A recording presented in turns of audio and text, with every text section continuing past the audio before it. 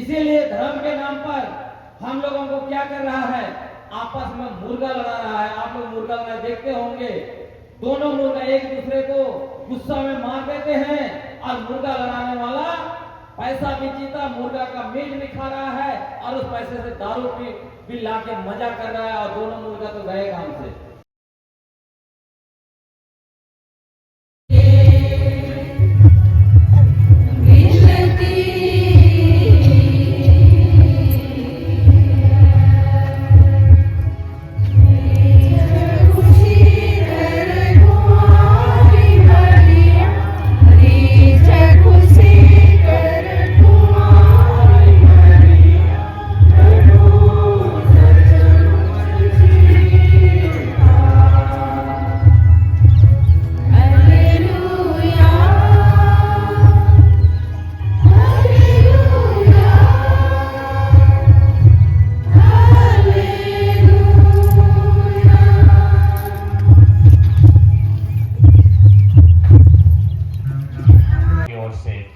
स्वर्गीय पंचम महेंद्र कुजूर की आत्मा की अनुशांति के लिए बाबा धीरेश कुजूर की ओर से को समग्र स्वराज में प्रवेश पाने दे रोहनोस का सुशीषा का गीतनगर की ओर से स्वर्गीय प्रवीण पीयूष मिंज एवं जेम्स रॉबर्ट मिंज के पुण्यतिथि के अवसर पर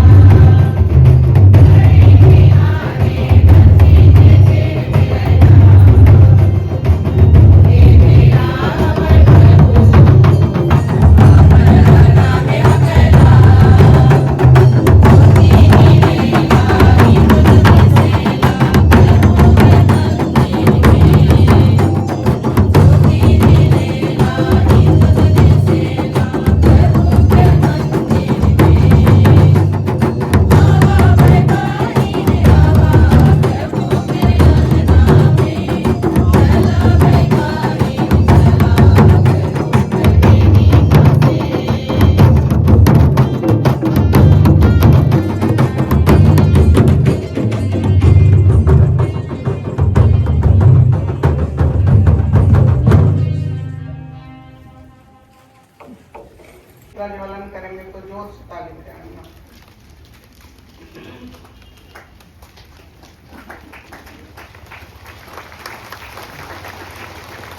साथ ही साथ मैं सभी विकारियत सभानेत्रियों को भी दीप प्रज्वलन के लिए आमंत्रित करती हूँ।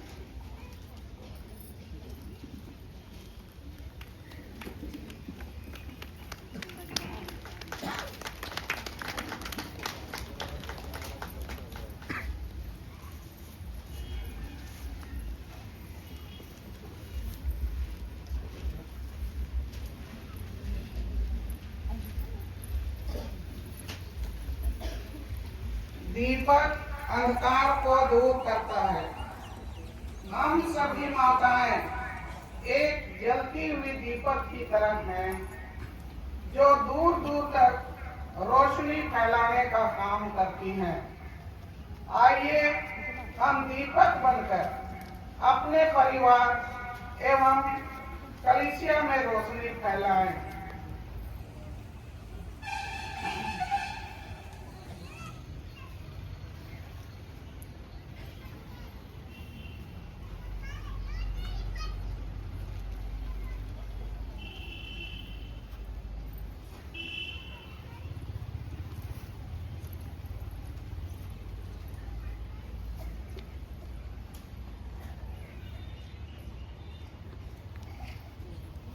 इसके तुरंत बाद संत मोनिका के तस्वीर पर माल्यार्पण महिला संघ के संचालक फादर इमानुएल कुजूर एवं संचालिका सिस्टर कंचन बाड़ा द्वारा किया जाएगा।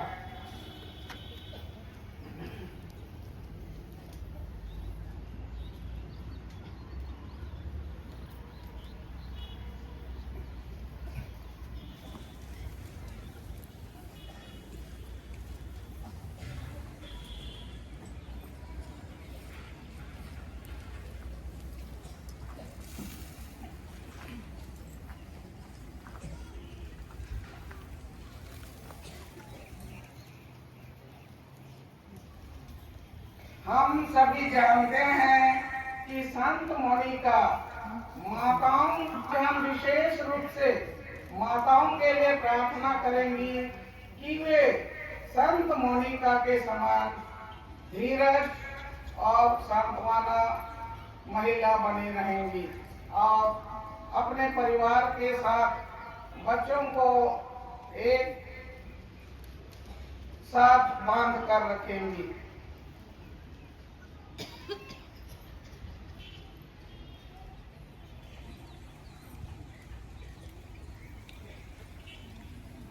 अब मैं हमारे पिता और पुत्र और पवित्र आत्मा के नाम पर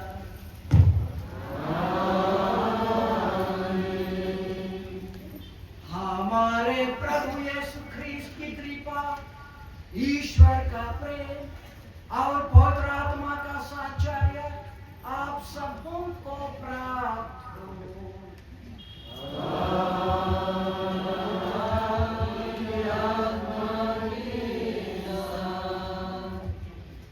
आदरणीय हमारे गुमला धर्म प्रांत के विखर जनरल फादर जेफरी स्पीकी, हमारे इस गुमला पल्ली के पल्ली पुरोहित फादर इमानुएल कुजू, यहाँ उपस्थित सभी दीनगण, सभी पुरोहितगण, धर्म बहनें, मेरे प्यारे माता पिताओं, भाई बहनों और मेरे प्यारे बेटे बेटियों,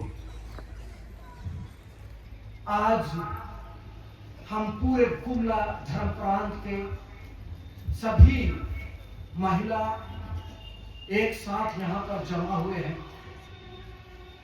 हम इस समय हम अपने जीवन को ईश्वर के अनुकूल हम ढालना चाहते हैं और ईश्वर की इच्छा के अनुसार हम जीना चाहते हैं।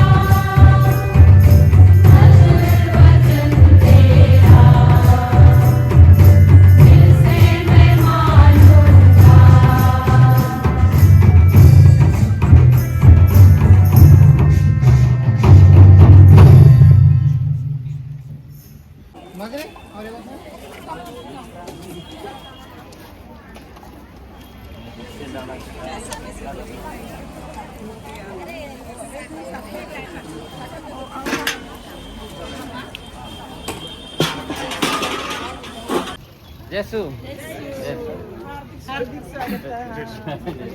जय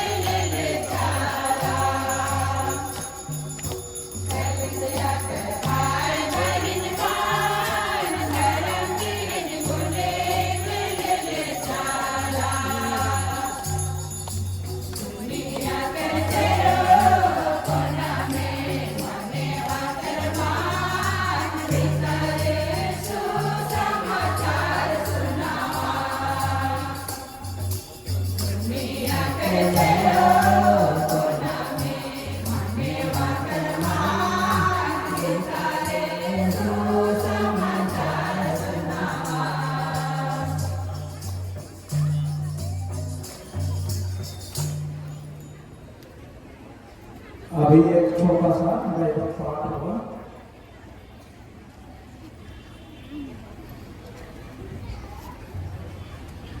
एफेसियों के नाम संत पौलुस का पत्र, अध्याय 3, पद संख्या 14 से 21 तक।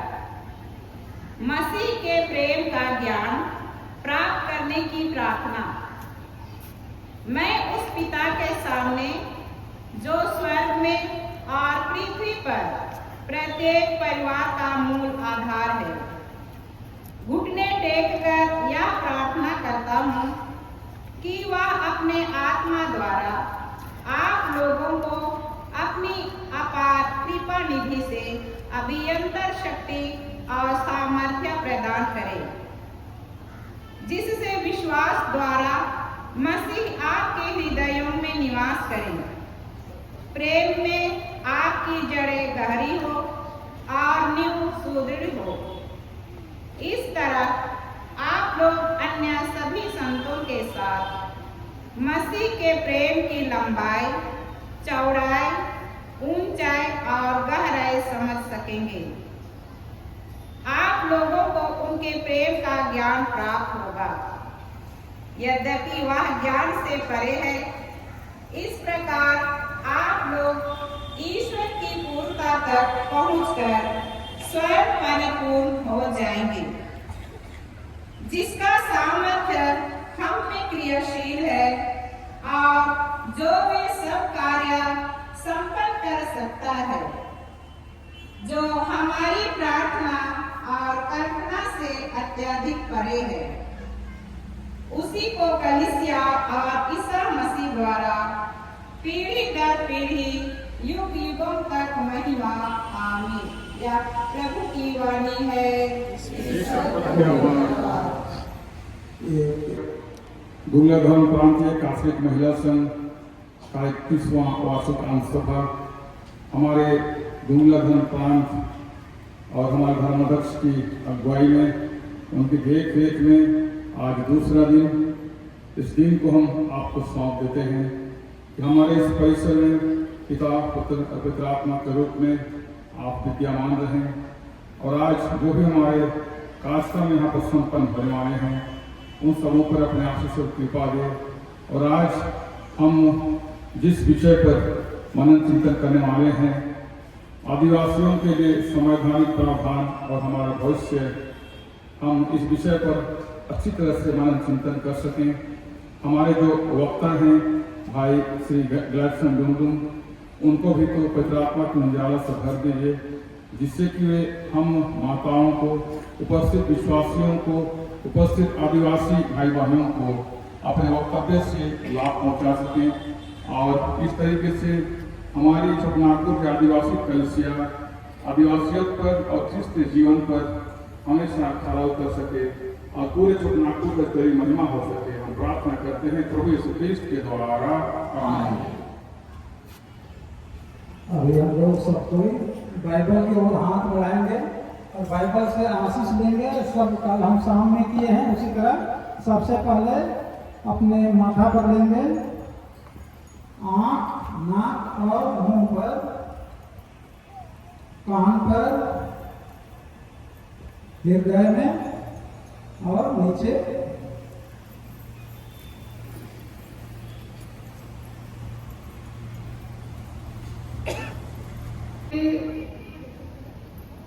स्तुति और महिमा करेंगे। तो मैं सोसो और कुटोली की बहनों को आमंत्रित करती हूँ संत मोनिका का गीत गाने के लिए। हे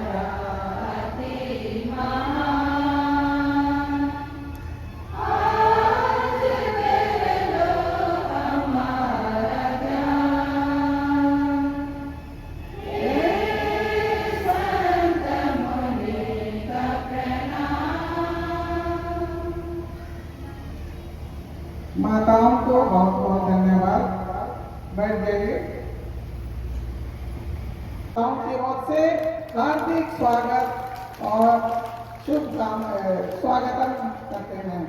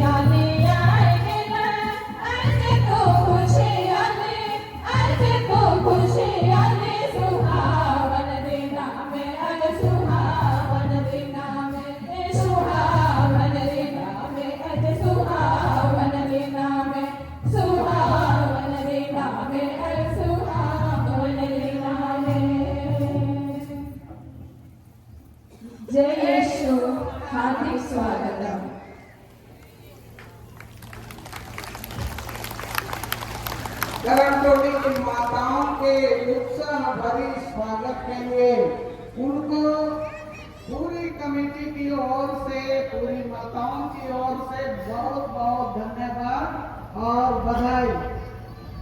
आप लोगों का उत्साह देखकर लगता है कि हम सभी इतने खुश हैं कि बोलना नहीं। और पुनः मैं आप सबको हार्दिक स्वागत और बधाई करती हूँ। जोर से ताली बजाइए। आप लोगों को नाचने का मन नहीं करता है? जगह नहीं है ना।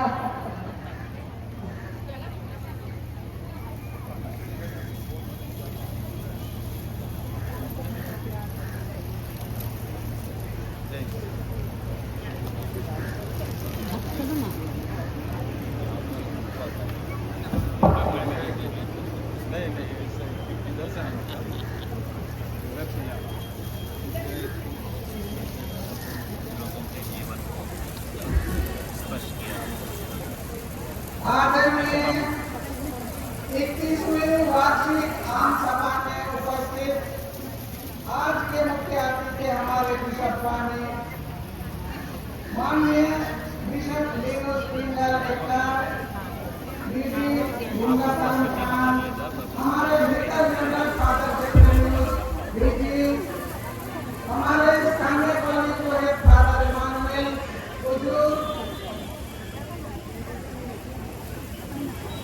हमारे बीच में उपस्थित फादर लॉरेंस रेकर, सभी वीरगण, सभी भिखारी संचालिकाएं, सभी भिखारी सभा में दुनिया कमेटी के सदस्यगण, उपस्थित धर्म कर्मी संचालिकाएं और उपस्थित मेरी प्यारी बहनों, माताओं, बेटे बेटियां, बच्चे बच्चों, आज मैं बिना दूसरे दिन भी आप लोगों का हार्दिक स्वागत अभिनंदन करती हूँ। आज हमारे बीच में हमारे मुख्य वक्ता श्री ग्लैडसन डुंडुम हमारे बीच में उपस्थित है। उनका भी मैं हार्दिक स्वागत अभिनंदन करती हूँ। हम लोग एक बार जोर से ताली बजाएंगे। इसके तुरंत बाद मैं हमारी सचिव महोदया श्रीमती जयंती तिर्की को साल भर के वार्षिक रिपोर्ट को पढ़ने के लिए मैं से मंच पर आमंत्रित करती हूँ। सबों को जय यीशु। हेलो। कार्तिक महिला संघ की 30वीं वार्षिक आम सभा दिनांक 22 फरवरी 2025, स्थान माझा टोली पल्ली। दिनांक 22 फरवरी 2025 का संक्षिप्त रिपोर्ट। दिनांक 22 फरवरी दिन शनिवार को सभी माताएं एवं बहनें धर्म प्रांत के विभिन्न क्षेत्रों से अपनी सुविधानुसार माझाटोली पल्ली में आम सभा के लिए पहुंची। 1:30 बजे से महिलाओं का पंजीयन शुरू हुआ। 3 बजे प्रांगण केंद्रीय कमेटी के साथ 8 मुख्यालय की कमेटी के सदस्यगण एवं संचालक संचालिकाएं मीटिंग में शामिल हुए। इसके पश्चात भिखारियत नेत्रियों के द्वारा भिखारियत झंडे के साथ अतिथियों को मंच तक लाया गया। मंच में बिशप स्वामी भीजी एवं 8 भिखारियत के कमेटी सदस्यगण, दीनगण एवं संचालक बैच पहनाकर और पुष्प गुच्छ देकर उनको सम्मानित किया जाएगा। जोर से ताली बजाइए।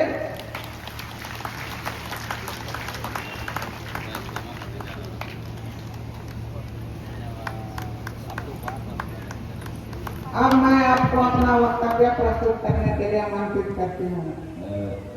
माताओं को विशेष रूप से बार बार स्वागत करने के लिए बहुत बहुत धन्यवाद। आज गुमला धर्म क्रांति महिला कैथलिक सभा का और महिला संघ कैथलिक महिला संघ का इस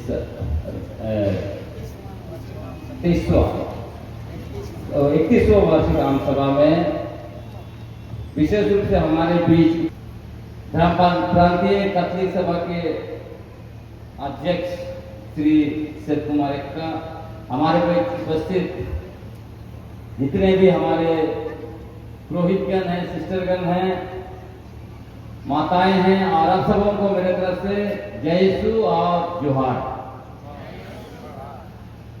मैं कुछ बातों को आपके बीच रखूंगा और मैं कोशिश करूंगा कि आप लोग कुछ सवाल पूछिए आपको, कुछ ठोस बातें। देखिए, इसमें विशेष जो आज का विषय है, संवैधानिक प्रावधान हमारे लिए क्या है, उसी में कुछ ठोस चीजों को जानने की जरूरत है। सबसे पहले तो आज हमें यह जानने की जरूरत है, चिंतन मनन करने की जरूरत है, क्योंकि आज एक वेस्टेड इंटरेस्ट समूह के द्वारा पूरे देश भर में हमारी पहचान के साथ खिलवाड़ करने की कोशिश की जा रही है, हमारा पहचान मिटाने की कोशिश की जा रही है। सीधे सीधे हमारे आदिवासी पहचान को धर्म के आधार पर डिफाइन करने की कोशिश की जा रही है, जबकि पूरी दुनिया में यह स्थापित है कि आदिवासी का निर्धारण कहीं भी धर्म के आधार पर नहीं हुआ है। संयुक्त राष्ट्र ने आदिवासी पहचान को पूरी दुनिया में 3 तरह से डिफाइन किया। एक कहा कि हम आदिवासी लोग एक अलग एथनिक ग्रुप के लोग हैं, मतलब उसको हिंदी में कहेंगे तो एक नस्ली समुदाय। दूसरा उन्होंने कहा हम एक अलग भाषाई समुदाय हैं, क्योंकि पूरी दुनिया में लगभग 5000 आदिवासी भाषाएं हैं। उसी तरह आदिवासी लोग एक विशेष सांस्कृतिक समूह के रूप में है कि जो विशेष संस्कृति आदिवासियों के बीच पाया जाता है वो दुनिया में किसी के पास नहीं पाया जाता है। तो हमारी यही 3 मूल पहचान है। हम एथनिक समूह हैं। आज लोग कहते हैं, सीधा तर्क देता है कि धर्म बदलने से आपकी संस्कृति बदल गई, परंपरा रीति रिवाज बदल गया। मैं पूछता हूं, अगर धर्म ही सब कुछ होता तो हमारे पुरखे 5 पीढ़ी पहले धर्म बदल लिए, तो हमारा रंग रूप नाक नक्शा सब कुछ जो के केरल से आते हैं, हमारा सिस्टर लोग आप देखते हैं ना, उनके जैसा हमारा सुंदर नाक होना चाहिए था, हम सब लोग गोरे हो जाना चाहिए था। हम लोग कैसे अपना पुरखा जैसे अभी भी देखते हैं। मतलब साफ है कि धर्म आदमी कभी भी बदल सकता है। धर्म अस्थायी नहीं है। अस्थायी क्या है? हमारा एथनिसिटी, हमारा डीएनए, हमारा पुरखा का जो डीएनए है, पुरखा का जो नाक नक्शा बनावट था, वही नाक नक्शा हमारे पास भी है। उन्होंने जो भाषा दिया उसी भाषा में आप बोलते हैं, गाते हैं, वही गाना में नाच रहे हैं, मादर बजा रहे हैं, ढोल बजा रहे हैं, नगाड़ा बजा रहे हैं। उन्होंने जो संस्कृति दिया हमें, चाहे वो पैर धोने का, नाचने का, गाने का, समूह में रहने का, हम लोग को साथ में नाचने गाने का, खेती करने का, रोपा रोपने का, सारा चीज तो हम लोग आज भी कर रहे हैं। लेकिन जिनको अपनी निजी राजनीतिक और आर्थिक हितों को साधना है, उनको पता है कि जब तक इन आदिवासियों को टुकड़े टुकड़े में नहीं बांटेंगे, हम इनके ऊपर शासन नहीं कर पाएंगे। इसीलिए धर्म के नाम पर हम लोगों को क्या कर रहा है? आपस में मुर्गा लड़ा रहा है। आप लोग मुर्गा लड़ा देखते होंगे, दोनों मुर्गा एक दूसरे को गुस्सा में मार देते हैं, और मुर्गा लड़ाने वाला पैसा भी जीता, मुर्गा का मीट भी खा रहा है, और उस पैसे से दारू भी ला के मजा कर रहा है, और दोनों मुर्गा तो गए काम से। आज हम जब धर्म के नाम पर आपस आपस में मुर्गा लड़ाई कर रहे हैं। क्या हो रहा है? दूसरे तरफ देखिए, जो लोग दूसरे राज्यों से आके हमें आपस में आदिवासियों को धर्म के नाम से मुर्गा लड़वा रहा है, वही लोग हमारी जमीन पर स्कूल, कॉलेज, यूनिवर्सिटी, बड़ा बड़ा अपार्टमेंट बना रहा है। वही लोग हैं जो लोग हमारा नदी से ट्रक बालू निकाल के बेच रहा है। वही लोग हैं जो पहाड़ से चट्टानों को तोड़ कर जो है उसको गिट्टी बना कर बेच रहा है। वही लोग हैं जो हमारा पैसा से लेकर नौकरी, माटी, बेटी, रोटी सब कुछ को छीन रहा है। इसको समझने की जरूरत है। अगर इसको हम लोग नहीं समझेंगे, धर्म के नाम पर आपस में मुर्गा लड़ाई करते रहेंगे, तो हमें मिटने से कोई नहीं बचा सकता है। हम लोग अंत में मिटेंगे और वो लोग मिटाना चाहता है। आदिवासी पहचान पर और कुछ मैं आपको बताना चाहता हूँ। मैंने किताब लिखा है भारत देश के प्रथम निवासी और मालिक कौन है। जो मैंने डीएनए की बात की उसी डीएनए पर आधारित है। हमें जानना बहुत जरूरी है कि आखिर हम कौन लोग हैं। भारत देश में, यह देश एक समय ऐसा था जब यहाँ पे कोई नहीं रहता था। तो कौन लोग यहाँ पे सबसे पहले आए? इसी की खोज करने के लिए दुनिया के 92 वैज्ञानिक, जिसमें अमेरिका के डेविड रिक नाम का व्यक्ति, जो दुनिया का सबसे बड़ा डीएनए साइंटिस्ट है, उनके नेतृत्व में वो लोग पूरा एशिया में घूमा और डीएनए खोजा। लोगों का अलग अलग समूह, अलग अलग जातियों का डीएनए निकाला। तभी लोगों को पता चला कि भारत में जो सबसे पहले रह रहे थे, लगभग 65 से 80 हजार साल पहले, वो लोग हंटर और गैदरर, मतलब शिकार करते थे और फल फूल कंदमूल चुनकर खाते थे, अपने आजीविका चलाते थे। वो लोग कौन थे? वो निश्चित रूप से वो आदिवासी के अलावा कोई दूसरे नहीं थे। उसके बाद दूसरा डीएनए रिपोर्ट आया। यह डीएनए रिपोर्ट आया 2018 में। दूसरा डीएनए रिपोर्ट आया 2019 में। क्योंकि जो लोग हम लोगों को आपस में धर्म के नाम पर लड़वाते हैं, जिनके पुरखों को आर्य कहा जाता था, 3500 साल पहले यूरेशिया से आए। और इस रिपोर्ट में वो भी बता दिया 2018 की रिपोर्ट में, तो इनके पुरखे मात्र 3500 साल पहले यूरेशिया से आए थे। यूरोप और एशिया के बीच में एक समतल जगह है जहां पे खाली घास के मैदान हैं, पशुपालक रहते थे। वही पशुपालक के ये जो है कि वंशज हैं। ये लोग भारत आए गोरा से। और उसके बाद देखिए हम लोग 65,000 से 80,000 साल पहले, और ये लोग कब आए हैं? 3,500 साल पहले। और कहते हैं ये देश हमारा है, और इसीलिए हम लोग को लड़वाना चाहते हैं, हमें मिटाना चाहते हैं, ताकि इस देश पर वो लोग अपना दावेदारी जो है कि मजबूत कर सके। और इसी दावेदारी में वो कहते थे कि सिंधु घाटी सभ्यता हमारा है, सब कुछ हमारा सिंधु घाटी से ही निकला है। तब 2017 में भारत सरकार का ही 2019 में रिपोर्ट आया। भारत सरकार 2015 से खुदाई करवा रहा था, वहां पर पूरा खुदाई करवाया। और ये कहां पर है? सिंधु घाटी सभ्यता का एक बड़ा इलाका, हरियाणा, आप लोग सुने होंगे, हरियाणा का हिसार जिला का रखीगढ़ी। आज भी गूगल में खोजिएगा रखीगढ़ी, सब कुछ उसमें निकल के आ जाएगा। रखीगढ़ी जो सिंधु घाटी सभ्यता का बहुत बड़ा इलाका है, वहां खुदाई किया गया तो वहां पर बहुत बड़ा कबर का इलाका मिला। यहां भी अगर गुमला में पता किया जाए कौन सबसे पहले यहां पर आया था, तो देखिएगा यहां खोदेंगे तो कबर में आपका लोगों का पुरखों का डीएनए मिलेगा। तो इन लोगों ने खुदाई किया, वहां पर 61 जो है कबर मिला। 61 कबर में एक जो कंकाल था महिला का, वो सबसे पुराना 3,500 से 4,500 से 5,000 साल पुराना मिला। सारे कंकाल के उन्होंने डीएनए टेस्ट किया तो 4,500 से 5,000 साल पुराना कंकाल मिला। उसमें आर्यों का डीएनए R1A1 नहीं था। उसमें दक्षिण भारतीयों का डीएनए मिला, उसमें यूरोल आदिवासियों का डीएनए मिला। तो इनका दावेदारी था कि यहाँ हम 2 लाख करोड़ साल से हम लोग यहाँ रह रहे थे, ऐसा बोलते थे। ये लोग फर्जी तरीके से सारा कुछ चकनाचूर हो गया। ये घोड़ा से आए थे यूरेशिया से, वहां पे 1000 साल पुराना घोड़ा का एक आर्ट मिला पत्थर में। तभी लोग कहते थे देखो घोड़ा यहीं का पैदाइश है, तब पता चला यूरोप में 15,000 साल पुराना तस्वीर पड़ा हुआ है घोड़ा का। तो आप सोचिए, ये झूठे लोग ये साबित नहीं कर पाए कि ये पुरखे इनके यहीं के थे। और इसी बात को सुप्रीम कोर्ट ने 5 जनवरी 2011 को कहा कि भारत में यहाँ के सबसे पुराने बसिंदे आदिवासी लोग ही है, जिनके साथ सबसे ज्यादा अत्याचार होता है। सुप्रीम कोर्ट ने अपना जजमेंट में लिखा, कैलाश वनम स्टेट ऑफ महाराष्ट्र में।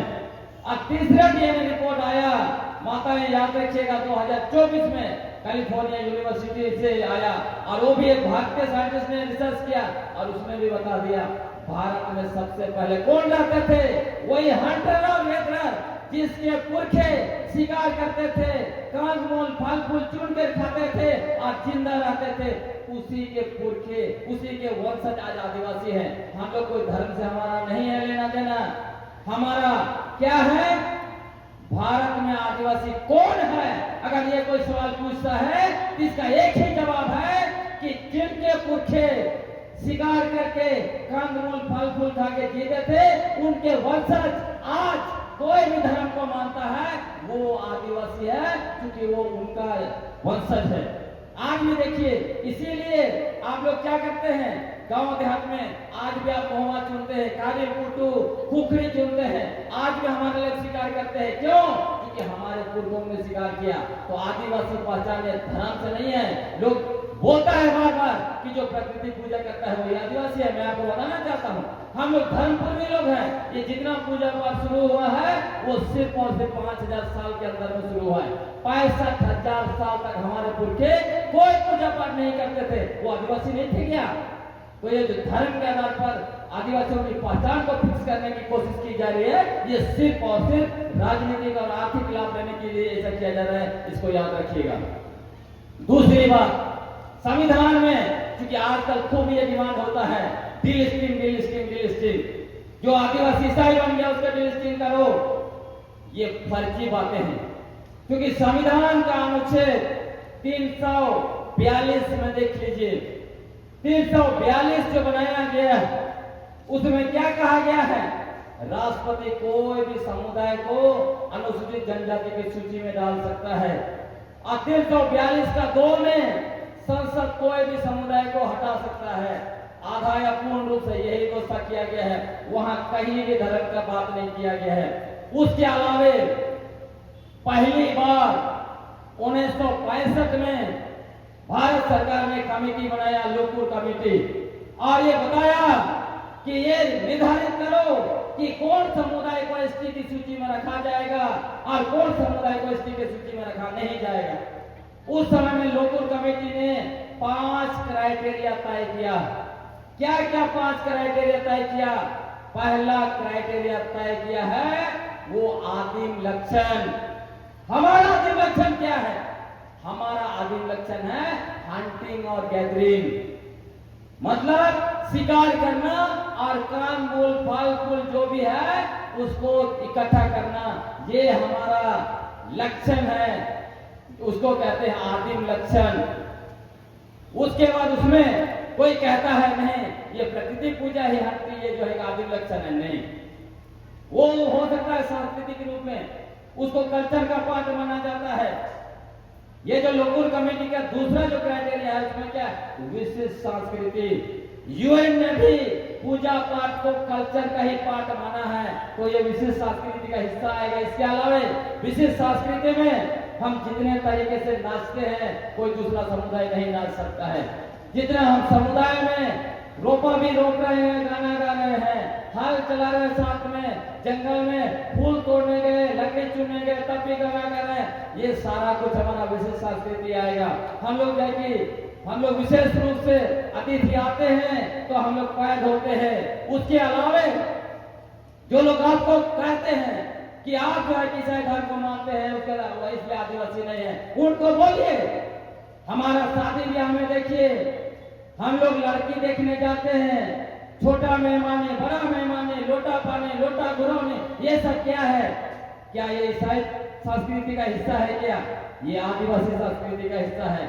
शादी चर्च में जरूर हुआ, लेकिन शादी के बाद भी हम लोग कन्या लेके जाते हैं तो उसको या तो डाली में लेके उसको घर घुसा रहा है या पत्थर से चलवा रहा है। ये सारा विशेष संस्कृति का हिस्सा है। इसलिए कोई नहीं कह सकता है कि तुम ईसाई बन गए थे, तुम आदिवासी हो। ये कहने वाले लोग निश्चित स्वार्थी लोग हैं। ये लोग अपने राजनीतिक और आर्थिक हितों को साधने के लिए जो है कि समाज में नफरत फैलाते हैं। ये आदिवासी तय कर नहीं सकते। ये आदिवासी हमारे पुरखे तय करके गए हैं। तो लोगों कमेटी का दूसरा जो क्राइटेरिया है विशेष संस्कृति। तीसरा है हमारा विशेष इलाका। हमारे पुरखे जो बसा गए छोटा नागपुर, ये हमारा विशेष इलाका है। इसलिए देखिएगा जो लोग असम चले गए, जो लोग दिल्ली चले गए, जो लोग अंडमान चले गए, उनको अभी भी एसटी का दर्जा नहीं मिल रहा है। क्यों? क्योंकि उन्होंने अपने इलाका का छोड़ दिया। तो लोगों कमेटी का ये तीसरा चीज। चौथा चीज है कि हम लोग गैर आदिवासियों से मिलने में हम लोग को थोड़ा संकोच रहता है, जल्दी हम लोग नहीं मिलते हैं। ये भी हमारा एक जो है जिसमें विशेष ये में डाला हुआ है, मतलब चौथा क्राइटेरिया में। और पांचवा आर्थिक रूप से पिछड़ापन। आप मुझे बता दीजिए और उन लोगों से पूछिए जो धर्म के नाम पर सब कुछ निर्धारण करना चाहता है। जब लोकल कमेटी ने 1965 में एसटी का कैटेगरी तय किया, ये 5 कैटेगरी में धर्म कहाँ रखा है, जरा हमें दिखा दो।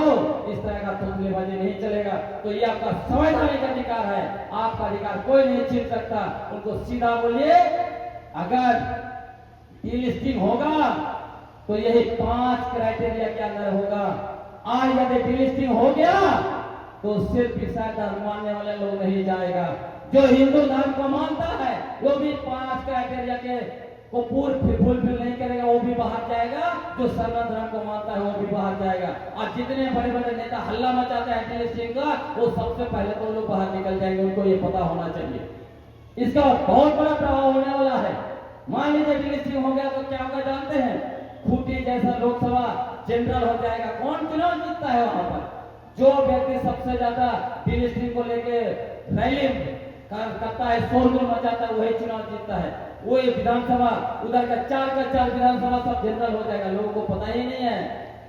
तो उसमें मैं ज्यादा नहीं जा रहा हूँ, लेकिन बोलिए कि सबसे ज्यादा आप कैसे गुमला इलाके से, लोहरदगा इलाके से ये सब चीजें चर्चा होती है। तो हम कहने का मतलब हम आदिवासी हैं और हमारा आदिवासी कोई नहीं छीन सकता है। साथियों थोड़ा क्योंकि संविधान का बात हम लोग कह रहे हैं, आजकल सबसे बड़ा चीज हमारे यहाँ क्या चल रहा है?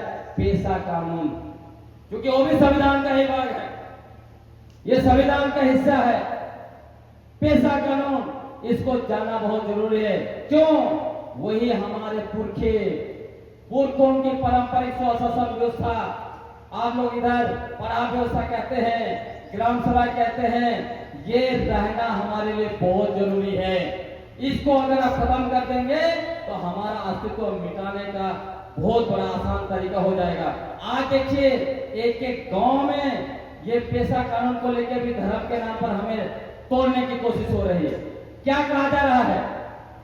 कहा जा रहा है कि पेशा कानून सिर्फ प्रकृति पूजा करते उनके लिए है, बाकी के लिए नहीं है। मैं आपको बताना चाहता हूं, पेशा कानून का धारा 4C में स्पष्ट लिखा हुआ है कि गांव का मतदाता सूची में जिसका भी नाम होगा वो ग्राम सभा का सदस्य होगा।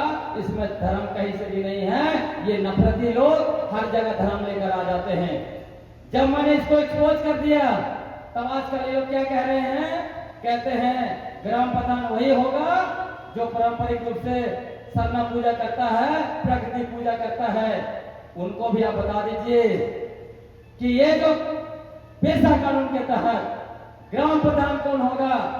हमारे पास 3 चीजें हैं। एक गांव में विलेज नोट है, उसके अलावा खूंट है, उसके अलावा जमीन का खेवट है।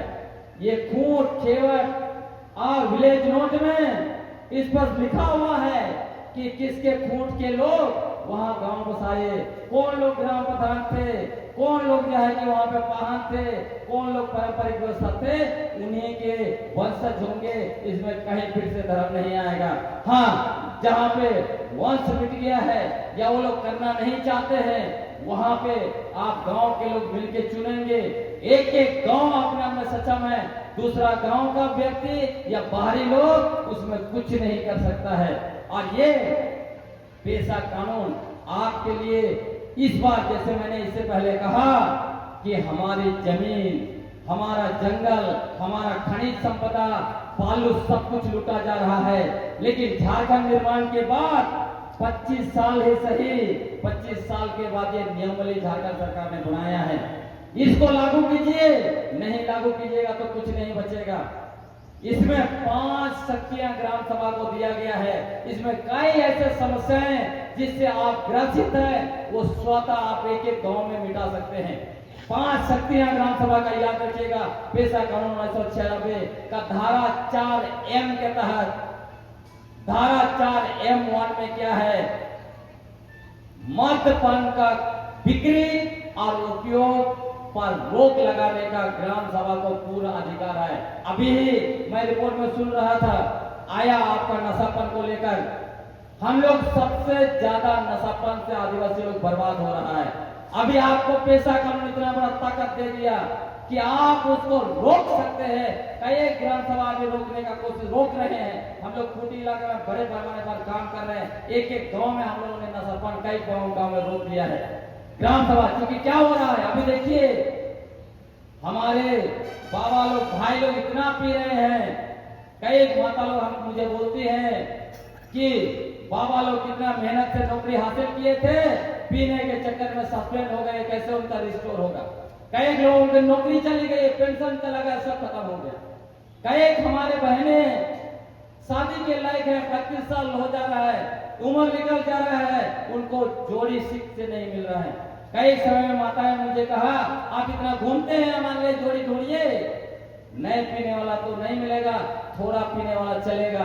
अब थोड़ा पीने वाला का थर्मामीटर कोई बनाया है क्या? चेक करें हम लोग कौन इधर थोड़ा पीता है। सचमुच हम लोग बर्बाद हो रहे। सोचिए ना, 1928 में भारतीय हॉकी टीम ओलंपिक का कैप्टन जयपाल सिंह मुंडा था, एक आदिवासी, गोल्ड मेडल जीता। आज उस हॉकी टीम में एक आदिवासी लड़का नहीं है। और लड़कियों का टीम में देखिए, कैप्टन भी आदिवासी और खेलने वाला भी 6-7 आदिवासी। क्या हो रहा है? बाबा लोग बुरा ना माने, भाई लोग बुरा ना माने, लेकिन शादी पार्टी होगा, आपको लाल नहीं मिलेगा, गला तक तो आप कहते हैं मजा नहीं है। सही बात है कि नहीं है? वो चाहिए, ऐसा में ठीक नहीं होगा।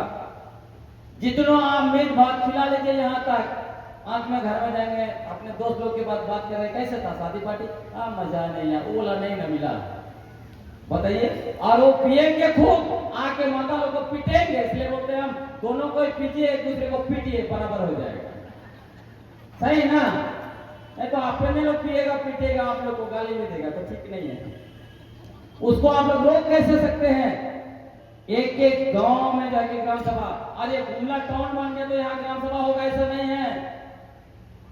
अभी 5 जनवरी 2026 को सीधा जो है राजस्थान हाईकोर्ट ने कह दिया कि जहां पे शहरी क्षेत्र है वहां भी आदिवासी लोग अपनी जमीन को बचाने के लिए, अपनी परंपरा रीति रिवाज को बचाने के लिए ग्राम सभा बना सकते हैं। इसलिए यहाँ भी आपका ग्राम सभा बना दिए तो उस ग्राम सभा का इलाका जो होता है सीमाना के अंदर सरकार भी शराब नहीं बेच सकती है।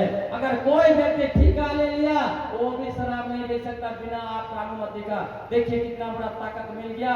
आप जो है एक समस्या को यूं ही आप जो है खत्म कर सकते हैं। और आपको मैं यह भी बताता हूँ, पीने वाले बहुत लोग ये भी बोलता है कि मैं तेरा नहीं पी रहा हूं, मैं मेरा बाप का पी रहा हूं, तेरा बाप का नहीं पी रहा हूं। लेकिन पेशा कानून लागू हो जाने के बाद वो बोल नहीं सकते कि मैं तेरा बाप का नहीं पी रहा हूं। उसको बोलिए अगर तेरा बाप का पीना है तो इस गांव का सीमाना से बाहर जाओ और उधर ही रहना, इधर आने की जरूरत नहीं, इतना ताकत आपको मिल गया है। इसलिए तेरा बाप बोलने वाले लोग भी आप उससे वंचित हो जाएंगे, उसको इस्तेमाल नहीं कर सकते। दूसरा क्या है? वनोपज। पहले देखिए कितना महुआ आप चुनते थे, तेंदुपत्ता वगैरह चुनते थे, बांस वगैरह खुले बाजार में आप नहीं बेच सकते हैं। अभी आप मालिक हो गए। पेशा कानून का धारा 4M2 के आधार पर उसने कहा वनोपज का मालिकाना हक आपके पास है। आप जो है तेंदुपत्ता का ठेकेदारी नहीं चलेगा, आप तेंदुपत्ता इकट्ठा करेंगे और डायरेक्ट बेचेंगे। इतना ताकत आपको पेशा कानून का धारा 4M2 में मिल गया।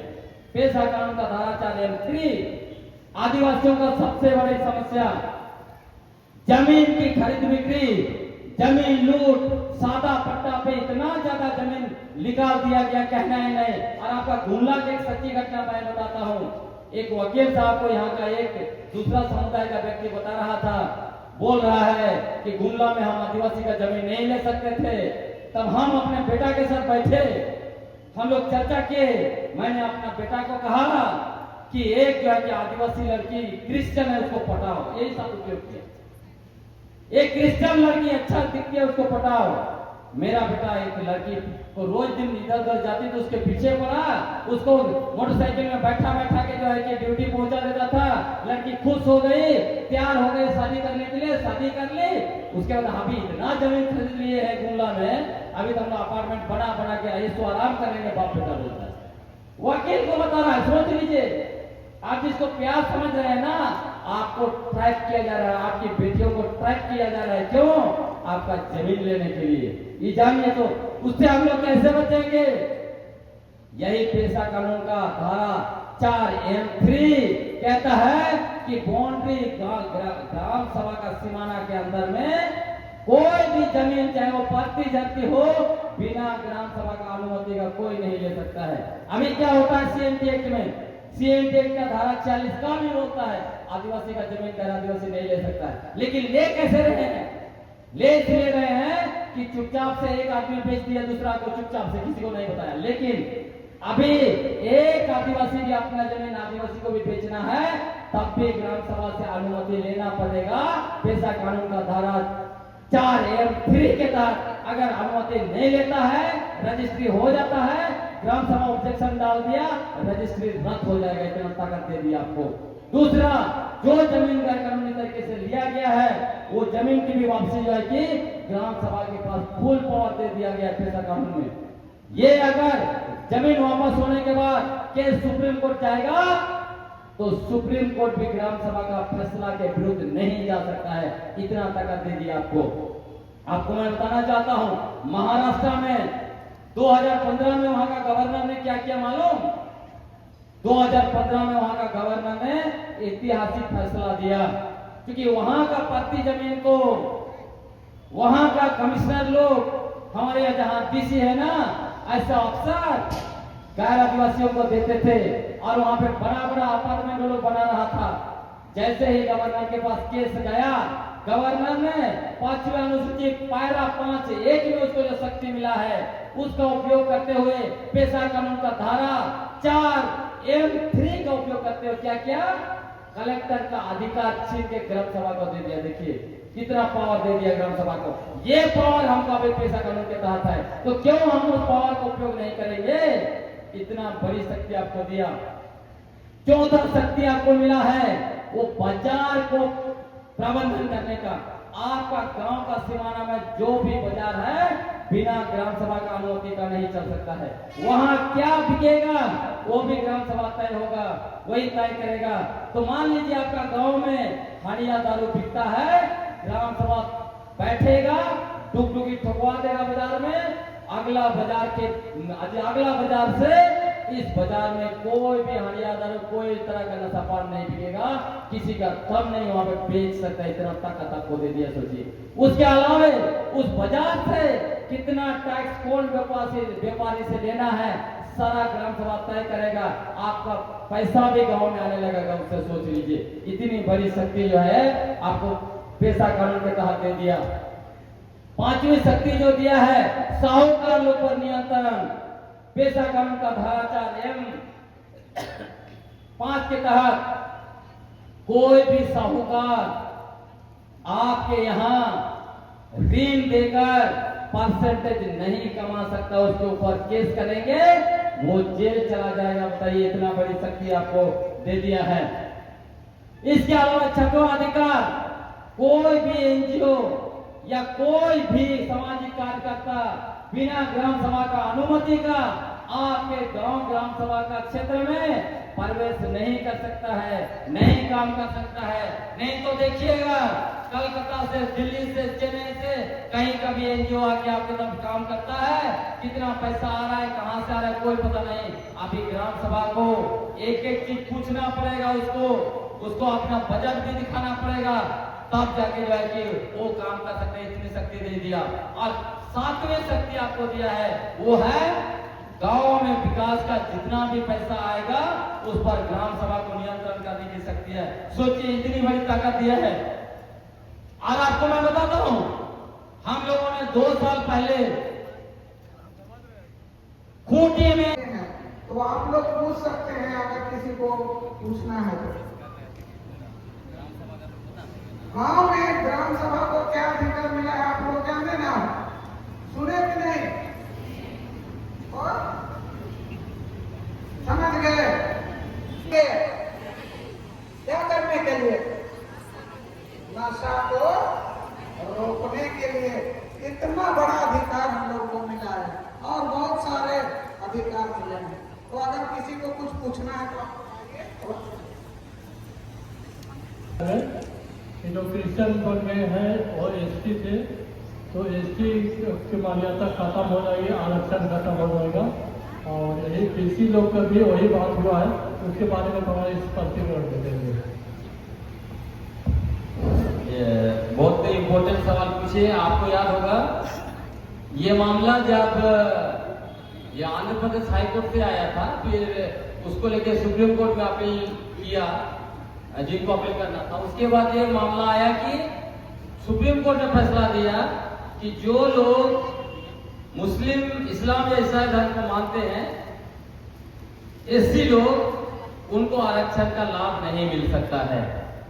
तब इसको लेके वो तबका जो हम लोगों के बीच में धर्म के नाम पर नफरत फैलाता है, उसने ये नैरेटिव फैलाने की कोशिश की कि जो भी आदिवासी ईसाई धर्म को मानता है उसका भी आरक्षण खत्म। तो बहुत सारे लोग मुझे पूछते थे उस समय में, भाई ये क्या हुआ? तो मैं बताना चाहता हूँ सच्चाई क्या है। ये फैसला जो है कोई नया व्यवस्था के तहत सुप्रीम कोर्ट ने और जो आंध्र प्रदेश हाईकोर्ट ने नहीं दिया। ये फैसला हमारा संविधान में जो व्यवस्था किया गया है उसी के तहत दिया गया है। संविधान में व्यवस्था क्या है? संविधान का अनुच्छेद 341 में अनुसूचित जाति श्री ग्लैडसन लुंडू के धन्यवाद देने से पहले मैं एक सवाल पूछूं। कार्य लगलग हमें सुनली जे भी हम इनके बतालक ठीक से समझे पाते कि नहीं, सुने पाते कि नहीं, और इतने बेस, इतने बढ़िया और इतने महत्वपूर्ण जानकारी के दिलक। और हमें आज के हमारे गांव घर में ग्राम सभा चुनाव हुआ थे कि नहीं? आवाज से बात करना हुआ थे कि नहीं? तो ऊपर में वो कहीं कहीं कहा जाते कि हमारे ग्राम सभा चुनाव रही जे सरना पूजा करेगा, ऐसा कहा जाता कि नहीं? कहा जाता कि नहीं? लेकिन एक क्या बताना है, वो है बताना है हमारे सर लुंडू सर कहला कि जे पुरखा का रीति रिवाज माना थी, पुरखौती से चलते आते वो काम नहीं करा थी, हमें सौभाग्य है कि आदिवासी के वो है बताना है। मैं क्या करे खोटे तो जाना था कि नहीं? सेकंड ग्राम सभा होवे ना उठन रौरे मन एकदम खोल के निकल के जाओ, अपन काम के छोड़ के जाओ। सही बात है कि नहीं? नहीं तो हमें देखा नहीं कि फलने के लगे नहीं, फलना के लगे नहीं। जैसे लेकिन वही का सवाल रहा थी कितने महीना होने चाहिए, जैसे नशा के बंद करने के है तो 35 लगभग होने चाहिए। लेकिन हमारे पीएम को नाम होता बहुमत कम बागड़ा नहीं तो हमारे बात उठन पटी नहीं, पटी की नहीं। सेकंड समाज का एक बात, जहां भी सभा होते, हमारे सामाजिक सभा होते, ग्राम सभा होते, हम एक मन के हमारे आजा मन के हमारे बहिन मन के खोल के जाके अपन काम के छोड़ के जाए गए। आपने बहुत सारे ऐसे महत्वपूर्ण चीजों को बताया जो हमारी माताएं बहुत कोई अनभिज्ञ थी, नहीं सुन रही इस सब चीज के और नहीं समझ रही। रोने के हमें आयमन बहुत बहुत धन्यवाद कहेगा। और इस सब जानकारी ले हमें हमारे गांव घर में मुखिया बना है और कोई चीज के समझे कि हमें कोई के चाहिए ये चाहिए और गैर के चाहिए बंदोबस्ती करवा के वृद्धा में कोई के चाहिए और उमर कितना जाने के ग्राम सभा में ये सब पास हो जाए और हमें सब चीज मिल जाए। और हमें सबसे पीछे बढ़ के रहे चाहे नहीं बेटा एकदम नहीं होने चाहिए। और हमें की सामाजिक कार्य और ग्राम सामाजिक और उठे बैठे वाला ठाव में सबसे पीछे जाएगा। तो बहुत बहुत धन्यवाद सर, और इसी प्रकार हमें आने वाले समय में जानकारी देते रहिए। जोरदार ताली बजाओ आप। चलो एक बार कहा जोहार, धन्यवाद।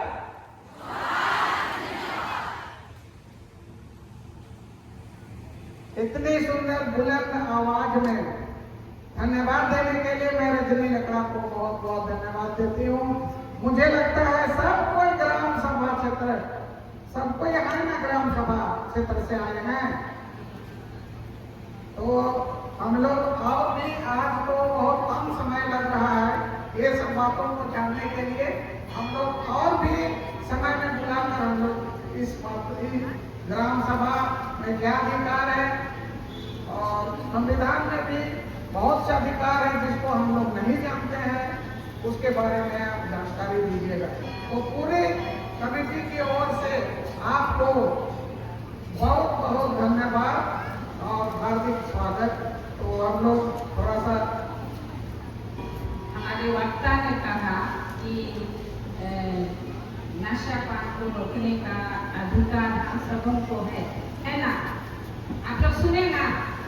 तो नशा पान करने वाले तो पिता और बच्चे पुरुष वर्ग होता है ना, और नशा पान बेचने वाली हम महिलाएं हैं, है कि नहीं?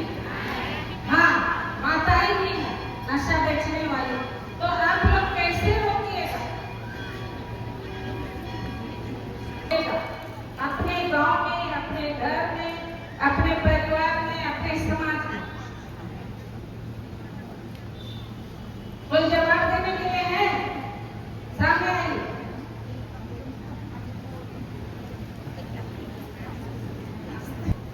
आदिवासी नहीं, हम ईसाई लोग भी उस दलदल में ज्यादा फंसते जा रहे। तो ये हमारे सामने एक चुनौती है और प्रश्न चिन्ह। डुंडुम जी को सम्मानित करना चाह रहे हैं। डुंडुम जी थोड़ा सा।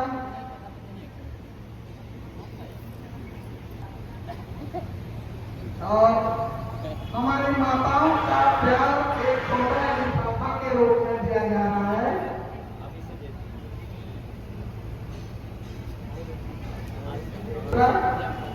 एक छोटा उपहार देंगे लक्ष्मण जी को।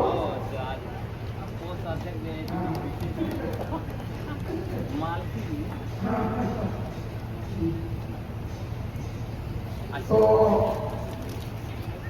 महीने में, मार्च महीने में नगर परिषद का चुनाव हुआ था, गुमला नगर परिषद का चुनाव हुआ था, जिसमें अध्यक्ष, उपाध्यक्ष, वार्ड लोग का चुनाव हुआ था। और मैंने प्रायः लोगों को, वार्ड सदस्य लोग को, हमारी अध्यक्षा श्रीमती शकुंतला उरांव जो एक महिला नेता है, हम महिलाओं को संदेश देने के लिए मैंने हमारे बीच में हमारे उपाध्यक्ष, नवनियुक्त हमारे उपाध्यक्ष श्री रमेश कुमार चीनी हमारे सामने विद्यमान है। तो हम लोग पुष्प गुच्छ देके उनका स्वागत करेंगे और बाइक देकर उनको सम्मानित। साथ ही साथ हमारे बीच में देख रहे हैं हमारे भाई और बहन भी आ रही है। वार्ड नंबर 5 के हैं श्री साजिद मंजर, जिसको छोटू मछली वाला बोलते हैं, शायद मछली खिलाएंगे कोई भी, तो उनको भी हम लोग पुष्प गुच्छ देकर सम्मानित करेंगे।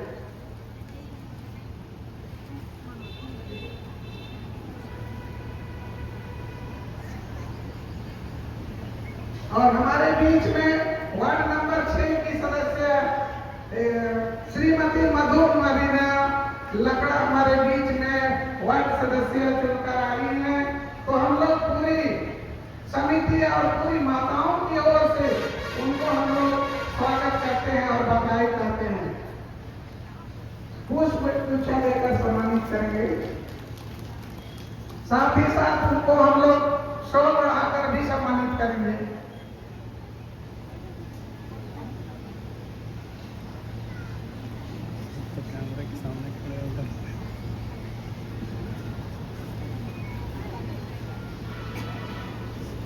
साथ ही साथ हमारे बीच में जो मैंने कहा छोटू मछली वाला को भी हम लोग 100 लोढ़ा में सम्मानित करेंगे। आए थे मगर मैं उनको छोड़ दी।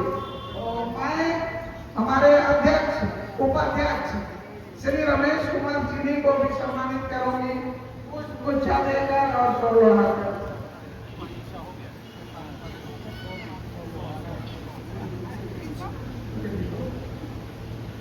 उनके साथ में रमेश जी के साथ में हमारे भाई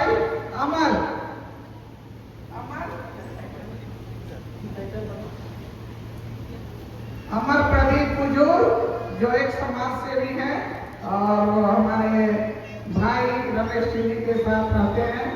तो मैं हमारे रमेश भाई चीनी क्यों, कितना आपके पास चीनी है, हम लोग को बंटवारा कीजिएगा। तो मैं आग्रह करूंगी आप हमारी माताओं को अपना एक छोटा संदेश देकर